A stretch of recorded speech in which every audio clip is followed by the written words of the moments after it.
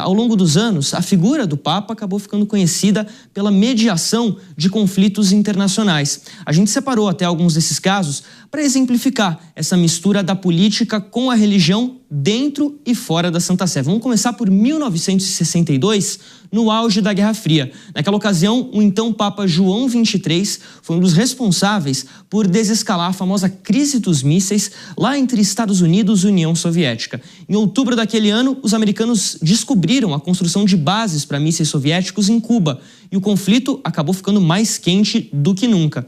Quem resolveu essa parada foi justamente o Papa João XXIII, que conversou com representantes tanto de Washington quanto de Moscou e destacou a responsabilidade pelo destino das nações. Aí, no final das contas, a guerra voltou a ficar fria e permaneceu assim até acabar. Em 1978, a tensão foi aqui na América do Sul. Argentina e Chile, dois países que viviam sob uma ditadura militar, ficaram em pé de guerra por 3 ilhas na região do Canal de Beagle, lá no extremo sul do continente, Terra do Fogo, Ushuaia, aquela região. O Papa João Paulo II se ofereceu para mediar o conflito e a operação militar argentina acabou sendo cancelada. Um mês depois, o Ato de Montevidéu, no Uruguai, foi assinado para renunciar ao uso da força e pedir a mediação formal do Vaticano. E ainda falando sobre o Papa João Paulo II, ele também teve um encontro histórico com o ex-líder da União Soviética, Mikhail Gorbachev. Em 1989, só um mês depois da queda do Muro de Berlim, Gorbachev visitou o Vaticano em uma reunião em busca da liberdade religiosa no território soviético e as mudanças que estavam acontecendo no leste europeu. Tantas mudanças que 2 anos depois a própria União Soviética deixou de existir. E o Papa Francisco, o último Papa, também não ficou para trás. O argentino foi um dos responsáveis pela retomada das relações entre Estados Unidos e Cuba em 2014, no segundo mandato de Barack Obama. Foram 18 meses de negociações que envolveram a soltura de prisioneiros e uma quase normalização diplomática entre os países, o que não acontecia desde a década de 50, com a Revolução Cubana liderada pelos irmãos Castro.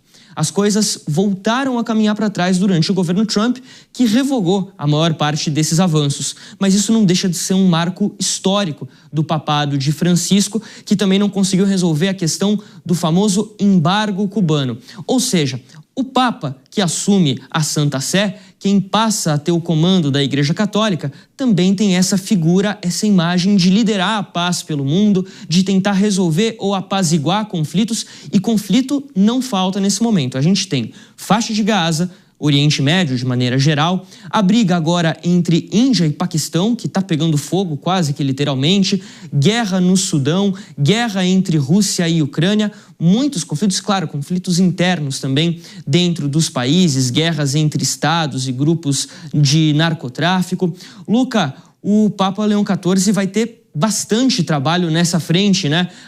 Qual que você imagina que deva ser o maior foco dele nessa questão geopolítica a partir de agora?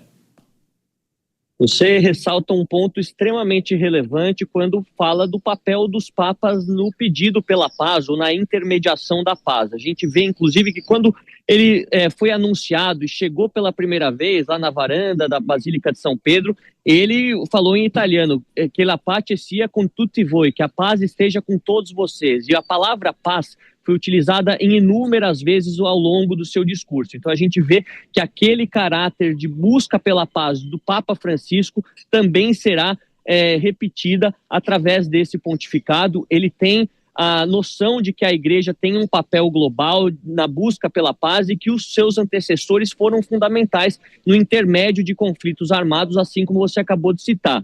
Todavia, a gente sabe que são muitos conflitos acontecendo ao mesmo tempo e o pouco efeito que teve as palavras de Francisco na prática durante os últimos anos. Então, ele sabe que por mais que seja uma obrigação, não só como cristão, mas como líder, né, de uma instituição de mais de 1,4 bilhão de pessoas, que os aspectos práticos talvez sejam bastante restritos por se tratar de um mundo cada vez mais complexo e com muitas guerras se desenrolando também em nível regional. Eu acredito que ele vai se encontrar com vários líderes importantes, provavelmente o presidente Zelensky, o presidente Donald Trump, que inclusive parabenizou logo que ele foi eleito, quer encontrar o primeiro Papa dos Estados Unidos, mas acredito que talvez não seja o suficiente, infelizmente, para que esses conflitos sejam terminados, considerando a complexidade dessas questões, principalmente Índia e Paquistão, o conflito antigo. Nessa semana nós vimos bastante isso acontecer, por enquanto parece que há um cessar-fogo,